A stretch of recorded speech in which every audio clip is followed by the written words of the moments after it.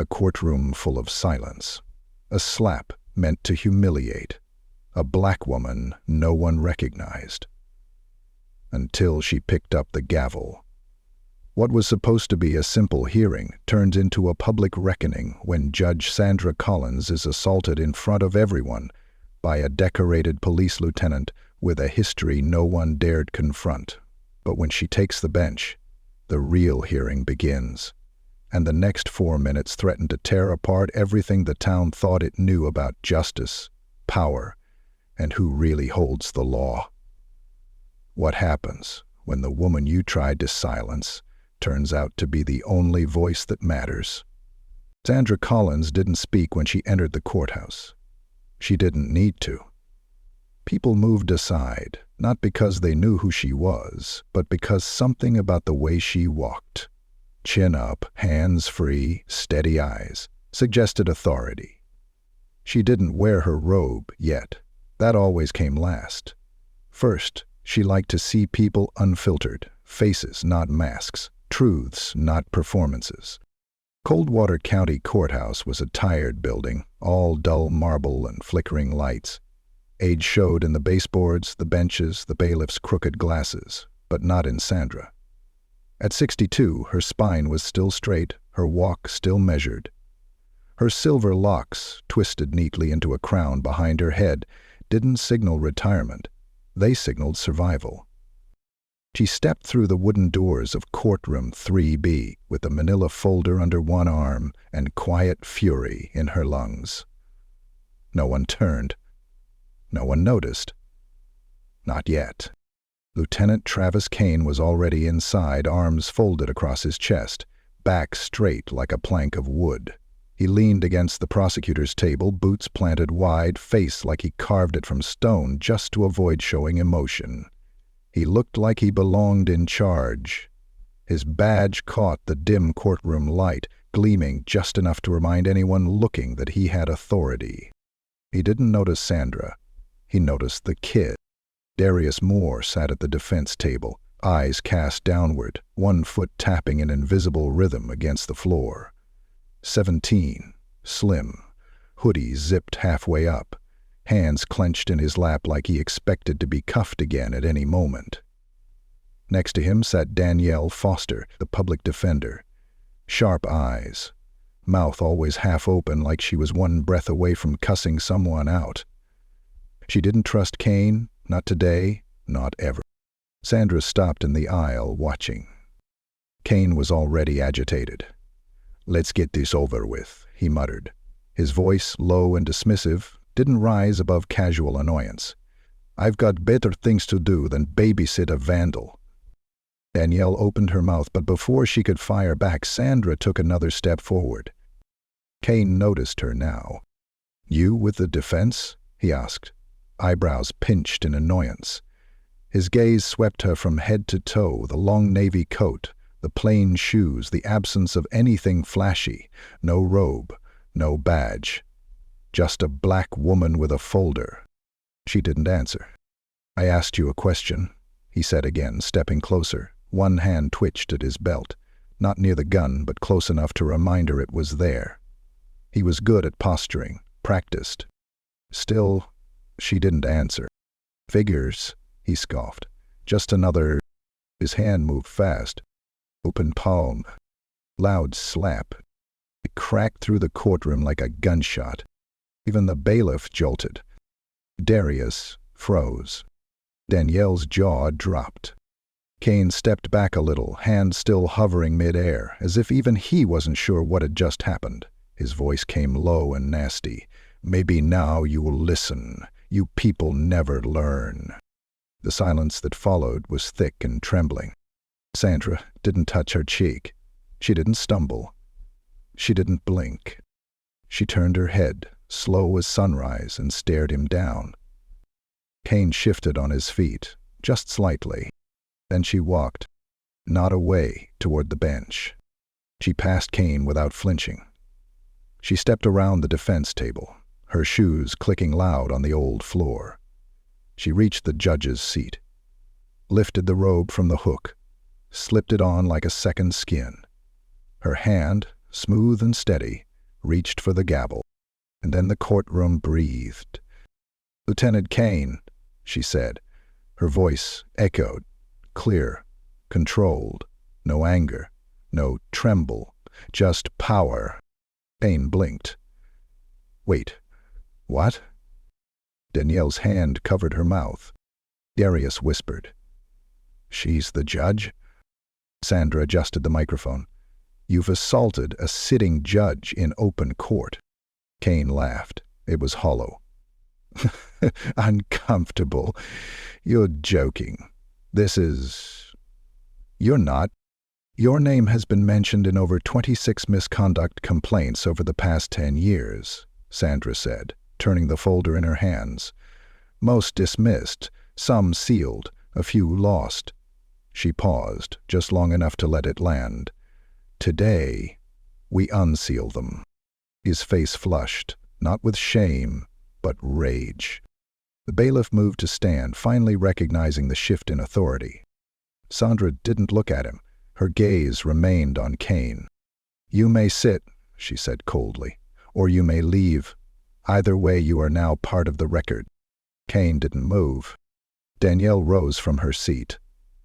"Your Honor," she began. "Proceed," Sandra nodded. "Objection to the continued presence of Lieutenant Kane in this courtroom. He's intimidated my client, acted without protocol, and committed assault in front of witnesses." Sandra lifted the gavel. "Noted." She slammed it down once. Kane flinched. "This hearing is now in session."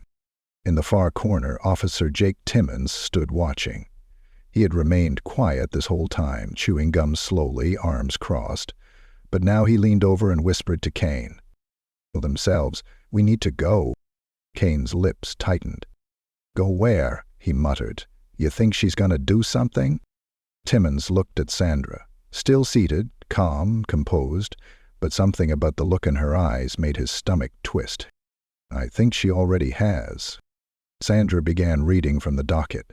Her voice never shook, even as Kane remained standing in defiance, even as the air grew tighter, the courtroom smaller, time slowed. Those 4 minutes, from slap to gavel, would be replayed over and over again in news clips, phone recordings, whispered retellings at dinner tables. But right now they were just happening. Danielle sat again, glancing at her client. "You good?" she whispered. Darius nodded. He didn't look scared anymore. Outside the door, someone peeked in, a janitor or maybe a clerk. Word was already spreading. Something had cracked open in that room. And Sandra? She just kept going. "Mr. Moore," she said, lifting her eyes to the teenager, "I've reviewed the charges. The evidence is flimsy. The arrest report contradicts itself, and the officer in question," she glanced at Kane, "has now disqualified himself." Kane laughed again, but it didn't reach his eyes. "This is a circus." Sandra raised one brow. "Only because you decided to perform." He took a step forward. The bailiff moved. Officer Timmons didn't. And Sandra? She didn't flinch. "Any further disruptions," she said, her voice now steel, "will be grounds for removal and contempt."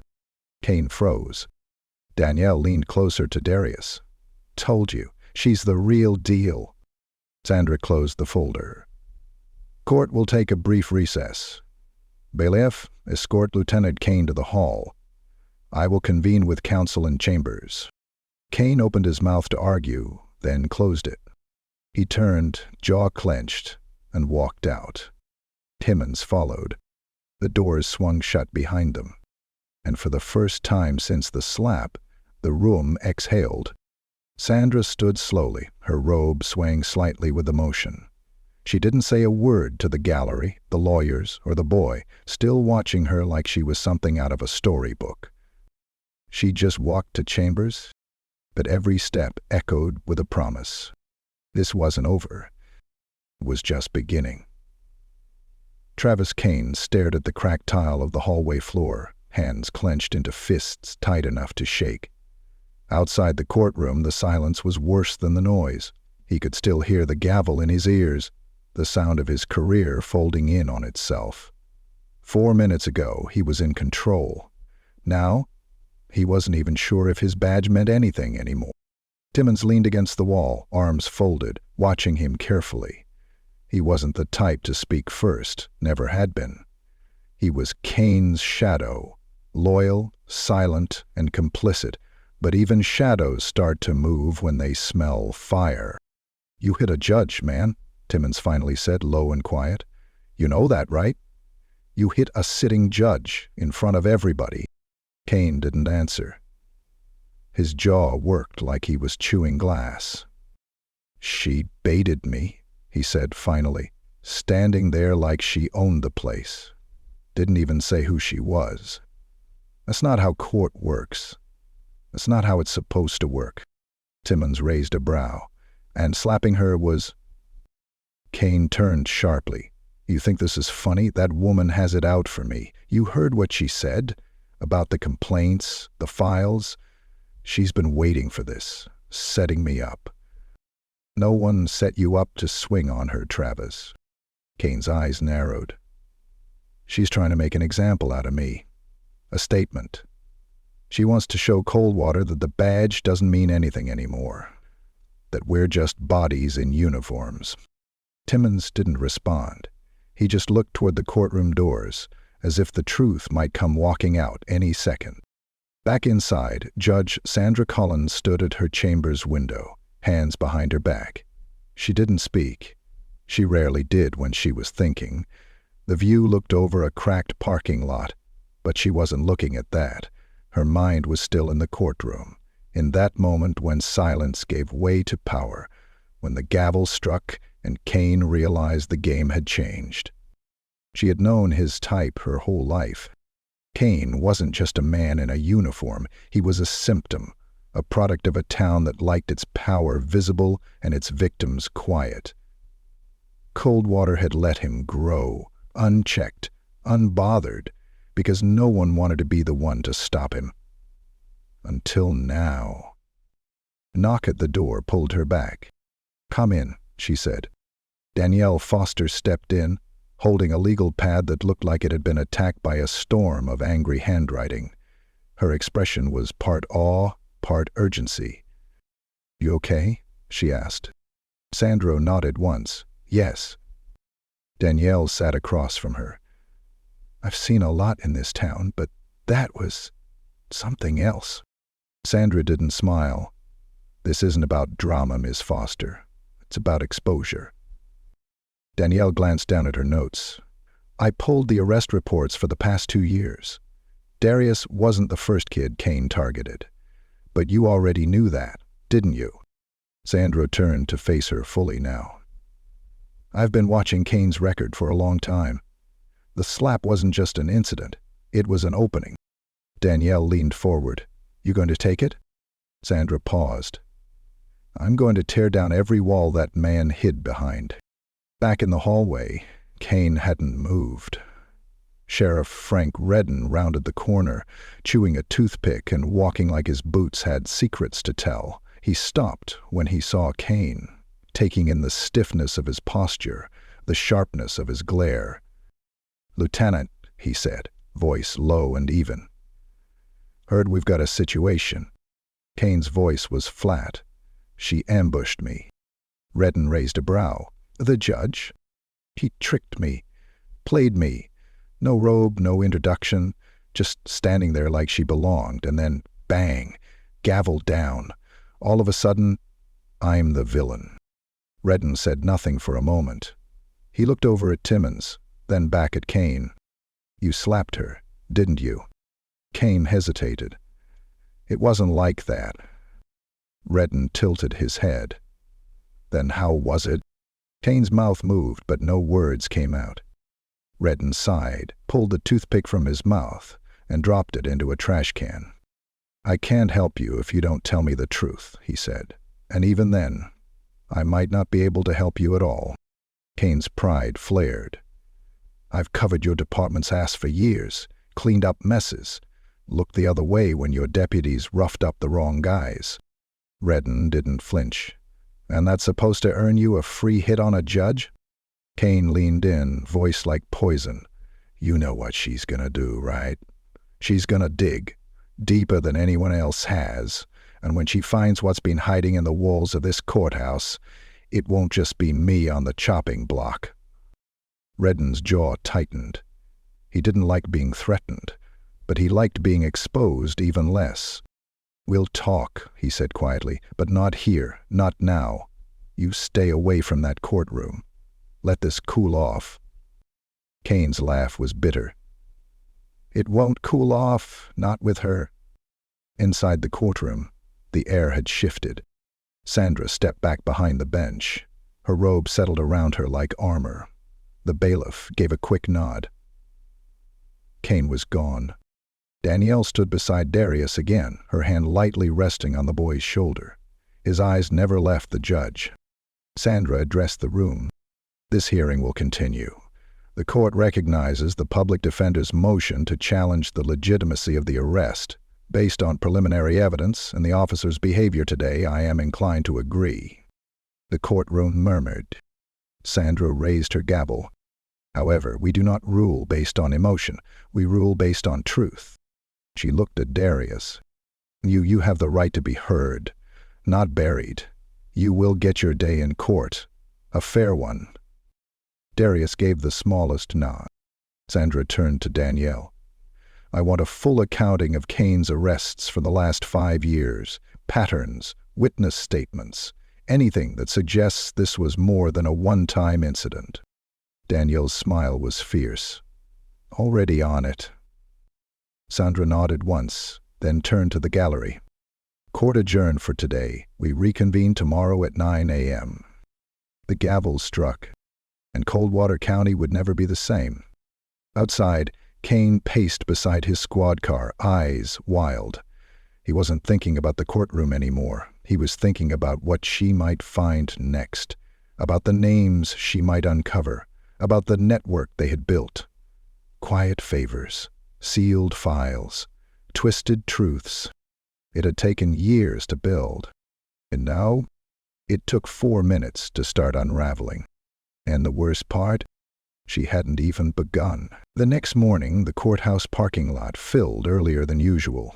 Reporters weren't allowed inside, but that didn't stop them from circling like flies just beyond the entrance.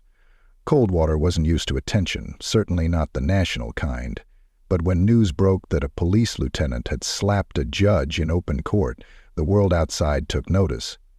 Most didn't even know Judge Sandra Collins had been appointed 6 months ago. They knew now. Inside, Sandra walked with purpose. No hesitation, no second-guessing. Her robe flowed behind her like a cape, but it was her face, composed, unreadable, that turned heads. The bailiff held the door open longer than necessary, as if waiting for something else to follow her in. Maybe justice, maybe trouble. She entered the courtroom, and people stood, not out of obligation, but instinct. Even the ceiling lights seemed to burn brighter. Danielle was already seated at the defense table with Darius. The boy looked more alert today, not brave, not calm, but grounded, like he knew the storm had passed, but was still watching the clouds. Sandra took the bench.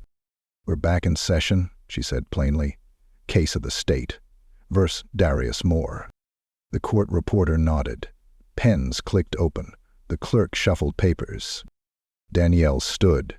Your Honor, as requested, we've compiled a summary of Lieutenant Kane's recent arrest history. We've highlighted patterns of excessive force, inconsistencies in reports, and several accounts involving minors, most of whom were black or brown. She handed a thick folder to the bailiff, who passed it to Sandra. The judge opened it without flinching. Did you verify these accounts? Sandra asked. Danielle nodded. Where possible. Some were sealed, some were dropped before charges were filed, but we spoke to victims willing to give sworn statements. Sandra's eyes scanned the first few pages, then the next. 17-year-old boy, she read aloud. Arrested for loitering with intent. Charges dropped after store owner said he was just waiting for a friend. No body cam footage submitted. She turned the page. 16-year-old girl. Bruised wrist, claimed she was pulled from a bus stop for talking back. Never charged. She turned another 22-year-old man, stopped for a broken taillight, ended up in the hospital. Report says he resisted. Medical report says fractured rib and 2 missing teeth. Example tightened the air like a noose. Sandra looked up. All under Kane's jurisdiction? Danielle nodded. Every single one. Sandra closed the folder. Your Honor, the prosecutor, a middle-aged man named Louis Harper, finally spoke, rising from his chair like he'd been holding his breath since yesterday. With all due respect, none of these incidents directly pertain to the defendant's current charges. We can't turn this courtroom into a referendum on law enforcement. Sandra looked at him calmly. We're not putting law enforcement on trial. We're putting the truth on trial. Harper tried to recover, but the law requires relevance. Sandra raised a hand. And the law also requires integrity if the arresting officer's pattern shows a consistent abuse of authority, and if that abuse may have contributed to the wrongful detainment of a minor, it's very relevant. The courtroom murmured. One woman in the gallery, dressed in scrubs, nodded slowly. A man in the back whispered, "About time." Darius sat still, but his hand unclenched from under the table. Just a little. Sandra tapped the folder once. Ms. Foster, file a motion to unseal the sealed cases involving Lieutenant Kane over the last 10 years. Use today's hearing as foundation. Danielle's eyes lit up. Yes, Your Honor.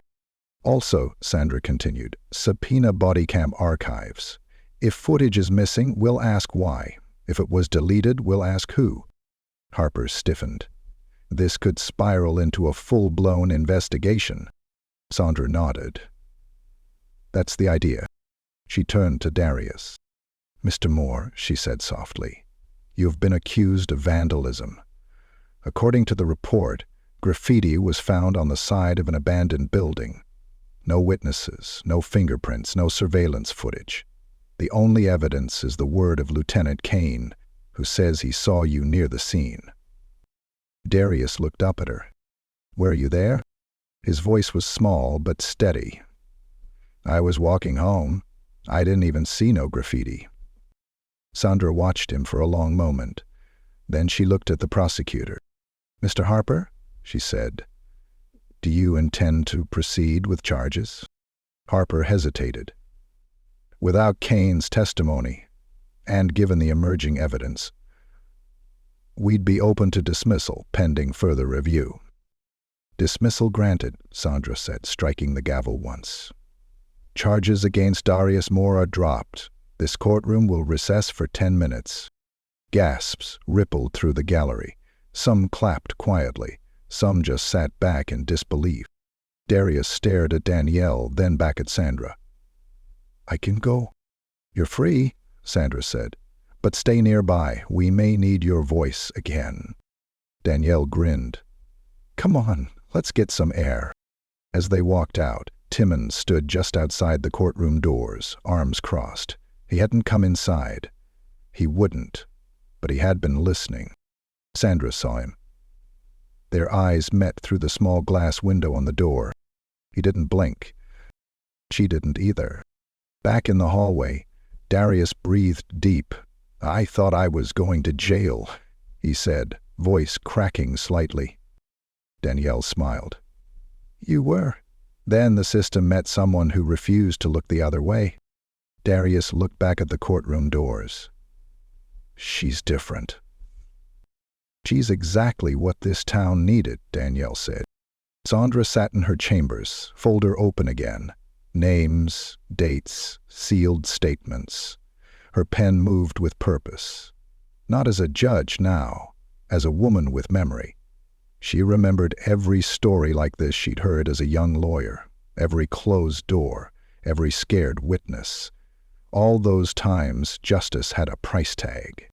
She wouldn't let it happen again. Sheriff Redden called her office 10 minutes later. We need to talk, he said flatly. Sandra didn't flinch. About? You know what. I know many things, Sheriff. You'll have to be specific. He paused. "Meet me tonight. Town Hall, 8 p.m., no cameras, no press. And my number mine, if I don't meet, off the record." "Then we'll talk now," he said, "but not on the phone." She paused. "You come here. You come in through the front." Another silence. Then the line went dead. She leaned back in her chair, eyes heavy, but mind alive. She didn't need secrets whispered in parking lots. She wanted facts on paper, sworn, notarized, stamped by truth. Across town, Kane sat in a diner booth with his head low and a black ball cap pulled down tight. He stirred his coffee, but didn't drink it. A man sat across from him, business casual, faded badge clipped under his coat. "You're radioactive now," the man said. "I need time," Kane muttered. "You don't have time. She's not like the others." Kane looked out the window. The town felt different. The wind hit sharper. The shadows stretched farther. He knew what Sandra was digging into, what was buried under years of silence, and he knew that if she kept going, the damage wouldn't stop with him. His voice was low. "Then we stop her." But something in him already knew. It was too late. The reckoning had started, and the clock was still ticking. The courthouse was quieter the next morning, but not calmer, the kind of silence that settles over a battlefield after the first volley of gunfire. Every person walking its halls had heard something, about the slap, about the judge, about the kid who walked free. Some whispered it like gossip, others treated it like gospel, but they all felt it. The air had changed. Sandra Collins sat at her desk before sunrise, already on her second cup of black coffee. The light in her chambers was soft, not because she liked it that way, but because the ceiling fixture flickered when turned full on. She didn't bother calling maintenance anymore. The courthouse had learned to live with its cracks. But she hadn't. Before her sat 3 stacks of manila folders. Kane's name appeared on the tab of every one. Some typed, some handwritten, some with notes scrawled in red ink by exhausted clerks years ago. She opened one. An arrest record from 2015. A 17-year-old boy detained on suspicion of theft. The charges were dropped. No witness, no footage, no apology. She flipped to the last page. Complaint dismissed. Officer deemed within reasonable authority. Sandra closed her eyes and breathed in through her nose. The smell of old paper and stubborn ink. The scent of a system too used to eating its young. A knock at the door. She looked up. Danielle Foster stood there, lips tight, clutching her own folder like it might burst into flames if she let it go. "Got something for you," she said, stepping in. Sandra gestured to the seat across from her. Danielle dropped into it, set the folder down, and opened it like she was unearthing a coffin. "This," she said, tapping the first page, "is from the records office. Took some convincing. Had to remind them of your signature on the subpoena." Sandra leaned forward. "What are we looking at?" 3 sealed statements, all from former officers, anonymous, buried 5 years ago. Sandra scanned the top page. Kane's name appeared again, and again, and again. In relation to a word that hadn't officially entered the case until now. "Cover-up." Danielle pointed. "This one says Kane tampered with a body cam file, footage from a stop that ended in hospitalization. The file disappeared. When the officer asked questions, Kane told him, and I quote, 'Don't ask about things that already disappeared.'" Sandra's expression didn't change, but her hand closed tighter around her pen. Danielle flipped to the second statement. "This one's worse. It says Kane and Timmons used to bring suspects into holding, rough them up, and write it off as resisting. The officer reporting it left the force 2 months later. No exit interview." Sandra took the file. "Is the officer reachable?" "Retired. Moved states. I've requested contact through the union." Sandra nodded slowly. Her voice was low. "This town's been built on erasures. Danielle nodded. And people like Kane are the ones holding the eraser. Across town, in a dimly lit office above an old hardware store, Kane sat hunched over a desk littered with burner phones and loose tobacco. He lit a cigarette with shaking fingers. His knee bounced under the table. Timmons sat across from him, pale and silent. "She's coming for the whole tree, not just the branches," Kane muttered. "You see that, right? She's not just after me." Timmons stared at the floor. Kane exhaled smoke. Redden knew. He's always known. He looked the other way because we got things done, because he didn't want to dirty his own hands. But now the dirt's spilling into daylight. Timmons finally spoke. "She's got the files." "I know." And the kid walked. "I know, Jake." Kane crushed the cigarette into the ashtray. "We need to make sure this doesn't go further." Timmons looked at him. "How?" Kane didn't answer. At Town Hall, Sheriff Frank Redden was sweating through his collar. He sat at his desk, surrounded by legal documents and yesterday's newspaper. The headline was printed in bold. "Judge strikes back, Coldwater's system on trial." He stared at it for a long time before crumpling it and tossing it in the trash. The knock on his door made him jump. "Come in." Deputy Wells stepped in, holding a USB drive. This came from records, file transfer, requested by the judge's office, old case footage. Redden stared at it. "Why bring it to me?" Wells shrugged. "Chain of custody." Redden took it. The drive felt heavier than it should have. Back at the courthouse, Sandra slid the USB drive into her laptop. The files blinked onto the screen. Timestamps, dates, folders labeled with precinct codes. She clicked the first one.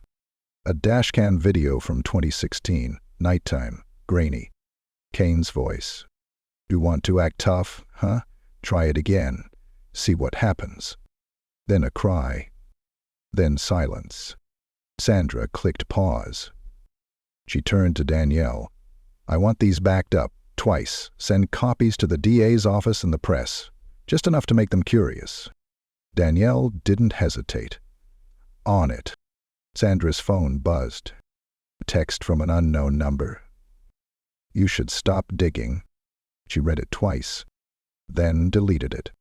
By evening, the courthouse halls were nearly empty, but Sandra stayed. So did Danielle. They spread out reports, files, footage, sworn affidavits across the desk like puzzle pieces. "This," Danielle said, holding up one sheet, "is a sworn statement from the store owner in Darius's case. Says the building hadn't been touched in weeks. No graffiti, no damage, nothing." Sandra didn't smile. She just nodded. "Then Kane lied on record. That's perjury. That's leverage." They worked another hour in silence. Then Sandra stood. She walked to the window. Outside, the wind had picked up. It rattled the old glass. "You ever wonder," she said quietly, "how many people are sitting in cells right now because they didn't have someone who knew where to look?" Danielle joined her at the window. "More than we'll ever know." Sandra's voice was flat. "Then we'll look anyway." At that same moment, Kane entered the sheriff's office unannounced. Redden stood up fast, startled. "You can't just barge." Kane threw a folder on the desk. Redden opened it. Inside, a list of sealed cases. Affidavits, evidence now in Sandra's hands. "She's building a case," Kane said, "not just against me, against the whole chain." Redden's mouth was dry. "I figured." Kane leaned in. "She wants you too, Frank. I didn't do anything. You let it happen. That's enough." Redden sank into his chair. Kane's voice dropped. "You want to survive this. We handle it quietly, before it goes federal, before the news trucks bring the storm." Redden looked at the papers, his face pale. "I'll think about it." Kane left without another word. Redden sat alone, the weight of old sins catching up. Back at the courthouse, Sandra packed her robe into her bag. She moved slowly, carefully, like the day had added years to her joints. As she reached for the light switch, she noticed something on her desk. A slip of paper, folded. No one had been in. She opened it. 4 words. "Stop, or you'll burn." She looked at it, then tore it in half. The reckoning wasn't near. Deal with it. It had already begun. Danielle burst through the courthouse doors before the morning sun cleared the rooftops, her boots echoing down the marble hallway with every step. She clutched a sealed envelope tight against her chest, breath visible in the cold air that always seemed trapped in that old building. When she reached Sandra's chambers, she didn't bother knocking, just pushed the door open, eyes wide.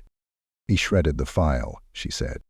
Sandra didn't even look up from her desk. "Which file?" "The arrest log from 2014, the one with the missing footage you flagged last night. It's gone from records. The digital copy, too. I checked 3 different terminals and called in a favor from the clerk who trained me. It's like it was never filed." Sandra exhaled through her nose, a calmness that always came before the storm. "And the paper version?" Danielle laid the envelope on the desk, found the remnants in the janitor's bin behind records, burned along the edges, but the case numbers still legible. Sandra opened the envelope carefully, like it might fall apart in her hands. The charred remains of a file peeked out. The signature line was scorched, but Kane's initials were still there, faint but unmistakable. Danielle crossed her arms. "He's not covering up his trail, he's torching it." Sandra tapped the edge of the folder with her index finger. "Which means we're close to something worth hiding." Outside the chamber doors, Coldwater Courthouse buzzed louder than usual. Phones rang longer, voices carried higher. News of the investigation had spilled out of the courtroom and into the streets. Whispers turned to headlines. Now the town was listening and choosing sides. Some rallied behind Sandra. Others, particularly those with uniforms, badges, or political ambitions, called for calm and unity, but underneath the slogans and sidelong glances, fear began to creep in. Not just fear of the system breaking, but fear of what might be exposed if it did. At the sheriff's office, Frank Retton sat in his car parked along the back lot, the engine running, his hand frozen around the steering wheel. A flash drive sat on the passenger seat beside him, small and silver. Inside it, a copy of the Kane footage. Backup. Insurance. A part of him wanted to deliver it to Sandra. A bigger part wasn't sure he could survive what would come after. He hadn't watched the video. He didn't have to. He knew what he'd see. Instead, he gripped the wheel tighter and whispered something to the windshield. "I didn't know it'd go this far." But that wasn't true. He had always known. He just told himself not to look. Across town, Kane was holed up in a second-floor office above a closed dry cleaner, pacing while Timmons watched from a folding chair near the window. Maps, case files, and half-crushed coffee cups littered the room like failed escape plans. "We need a leak," Kane said. "Something that makes her look like the aggressor. Something that flips this—" Timmons didn't answer. Kane stopped pacing and stared at him. "You hear me?" Timmons nodded. "I hear you." Kane stepped closer. "Then act like it. This woman's not just a judge, she's a message. And if we let her finish it, we're not just losing our jobs, we're losing Coldwater." Timmons looked out the window, where 2 kids rode their bikes past the courthouse, laughing like the world still made sense. "She's not going to stop," he said quietly. "No," Kane agreed, "she's not." In Sandra's chambers, Danielle placed another folder on the desk, this one thicker than the last. She had circles under her eyes, but her expression buzzed with fire. 3 affidavits from former arrestees all say Kane used force without warning. One says she was 17 when he slammed her head into a patrol car for looking at him funny. Sandra didn't blink. Does she want to testify? Danielle hesitated. She's scared. Sandra closed the folder gently. Everyone is. Danielle leaned against the desk. Are you? Sandra looked her dead in the eye. No. Outside the room, a low voice called her name. The bailiff appeared in the doorway. Judge Collins, he said, you have a visitor. Who? Sheriff Radden says it's urgent. Danielle stiffened, but Sandra waved her hand. Let him in. Radden entered slowly, hat in hand, the weight of decades trailing behind him. His boots scuffed the floor as he stopped in front of her desk. He didn't sit. Sandra nodded at the seat. You came to confess or to warn me? He placed the flash drive on the desk between them. Both. Sandra raised a brow but didn't reach for it. Radden stared at it. That's a copy of the footage. Kane, 2 years ago, hospitalized a young man. No charges, no justification, just rage. Danielle looked ready to pounce. Why now? Radden didn't look at her. He looked only at Sandra. Because the mirror cracked, and I don't want to be the one still smiling at the reflection. Sandra finally took the drive, her fingers closing around it like it might vanish. You knew, she said.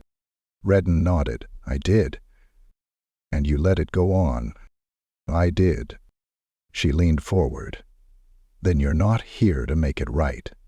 You're here because you're afraid of going down with him. He didn't argue. Sandra stood. You're going to testify. He blinked. What? You're going to put your badge, your title, and your silence under oath. And you're going to tell the truth in front of everyone.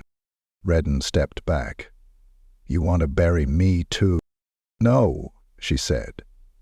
I want to bury the lie. You just happen to be standing on it. He hesitated. Ben nodded once, shoulders sagging like a man finally done holding a flut. I'll do it. Danielle exhaled sharply, as if she'd been holding her breath since he walked in. After Radden left, Sandra turned to the window. The town looked the same. Cars passed, birds landed on power lines, but the foundations beneath it had started to groan. Danielle stepped beside her. You really think he'll go through with it? Have recalled feeling intransigent. Has no choice, Sandra replied. Not anymore. That afternoon, Sandra called an emergency hearing. Word spread fast. By 4 p.m., the courtroom was standing room only. Cameras weren't allowed, but that didn't stop people from filming on phones. The eyes of Coldwater and half the country watched from behind screens. Sandra took the bench, robe crisp, voice unwavering. This court has been presented with new evidence in the matter of Lieutenant Travis Kane. Due to the seriousness of the content and its implications, I have ordered this hearing to be public. Kane stood at the defense table with a court-appointed attorney. His jaw clenched, his fingers twitched. Sandra nodded to Danielle. Danielle rose, holding a laptop. The footage was obtained from Sheriff Radden's department. It is unedited, unfiltered, and for the first time, visible to all. She pressed play. The room went silent. On screen, Kane's voice filled the space. A man pleading. A blow. Then 2 more. Gasps filled the courtroom. Someone cursed under their breath. Kane didn't move. When it ended, Sandra spoke. We do not tolerate abuse. Not from strangers, not from leaders, and not from those sworn to protect. She turned to Radden, seated in the witness box. Sheriff, you may begin. And with that, Coldwater began to turn itself inside out. Badge by badge, brick by brick. The power didn't break. It bent. The sun was setting behind the Coldwater County Courthouse, casting golden streaks across its old red brick walls. For the first time in weeks, there were no reporters outside, no news vans crowding the curb. The tension that had gripped the town like a coiled wire had finally begun to ease. Inside, the court was full again, but not with spectators hoping for chaos. Today, they had come for closure. Sandra Collins stood in her chambers, staring at the folded robe on the hook by the door. Her reflection in the glass was tired, older than she felt, but steady. The days had been long, the nights longer, but something was different now. The silence wasn't heavy, it was earned. She picked up the robe, shook it once, and slid it on. Her hands moved with the same grace they had the first day she sat on the bench, but this time they trembled ever so slightly. Not from fear, from the weight of what was about to end. A soft knock at the door. "Come in." Danielle stepped inside, a smile creeping across her face. "They're ready for you." Sandra turned, nodding once. "How's Darius?" "The front row. Nervous, but he's holding up. He brought his mom." Sandra smiled, just a little. "Good." As they walked toward the courtroom, people turned to watch them pass, not out of curiosity, but respect. No whispers, no snickering, just quiet acknowledgement that something sacred had happened here, that a reckoning had come, not with fire and riots, but with folders, facts, and a woman who refused to bow. When Sandra entered the courtroom, everyone rose. She sat at the bench, looked across the room, and let the silence stretch. In the defendant's seat, Kane sat with shoulders hunched and eyes hollow. His badge had been surrendered, his rank stripped. The man who once towered over courtrooms now looked like he barely fit inside them.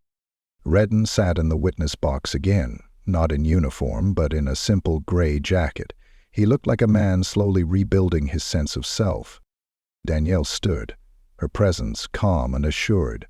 She turned to the judge. "Your Honor, we respectfully submit a motion to conclude proceedings based on the full confession provided by Mr. Kane and corroborating testimony from Sheriff Redden and others." Sandra nodded. "I've reviewed the motion, the evidence, and the transcripts. I find it complete and satisfactory." She turned to Kane. "Mr. Kane, do you have anything to say before this court renders judgment?" Kane stood, slowly.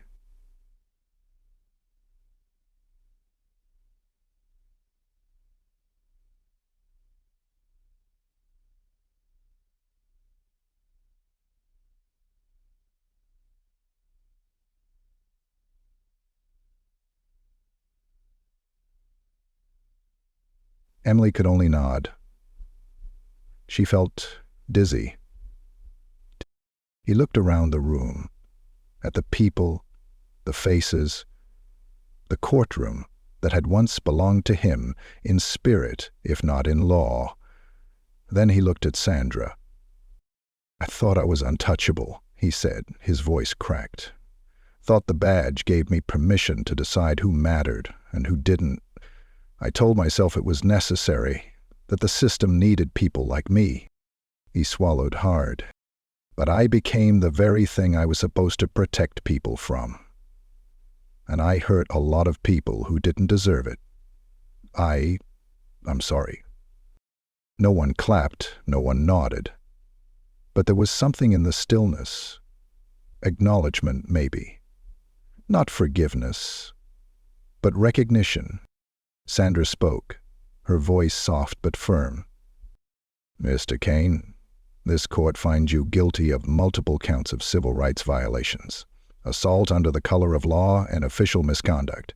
You are hereby sentenced to 15 years in federal custody, with eligibility for parole after 10. This sentence reflects not only the crimes committed, but the years of trust broken and lives disrupted by your actions." Kane didn't flinch. He just sat. "And this court," she continued, "will not stop with one verdict. We are opening an independent review of all closed cases tied to your arrest record. Anyone wrongfully imprisoned will be reviewed and, where warranted, exonerated." A murmur passed through the room. Relief. Hope. Sandra turned to Sheriff Redden. "Sheriff, you are hereby relieved of all duties effective immediately. Your cooperation with the investigation has been noted and no criminal charges will be filed. But you will submit to mandatory testimony in future reviews. Do you understand?" Rita nodded. "Yes, Your Honor." Sandra nodded in return. May your silence never speak louder than your truth again." He bowed his head. The court clerk handed Sandra a thick envelope. A formal list of reopened cases already in motion. She placed it neatly on the bench. "This community deserves better," she said, speaking now to everyone in the room. "It always has. What happened here will not be erased.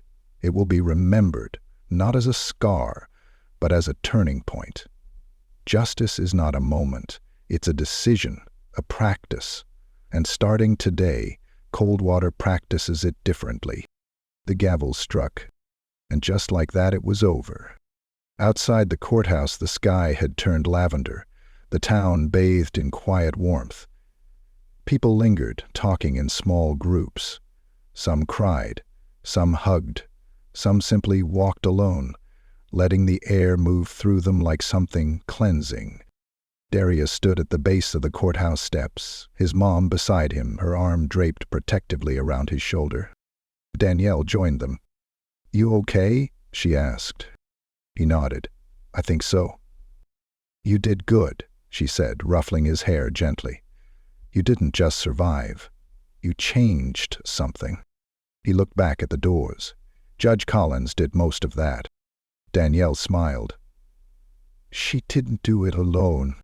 Inside, Sandra was alone again in her chambers. The robe was folded on the desk now. The folders were gone. The flash drives locked in evidence. But the silence? It was different. It wasn't heavy anymore. She sat for a while, letting the last light of the day spill across her hands. Then she stood, picked up her coat, and walked out the door. As she stepped into the cool evening air, the people outside turned toward her. Some clapped, some didn't, but all parted gently to let her pass. She didn't wave. She didn't need to. A woman stopped her near the sidewalk, maybe late 40s, someone Sandra didn't recognize. She held a little girl's hand and looked at the judge with tears in her eyes. "Thank you," the woman whispered. "You made my daughter feel safe again." Sandra paused, looked down at the girl, then back at the mother. "She already was," Sandra said softly.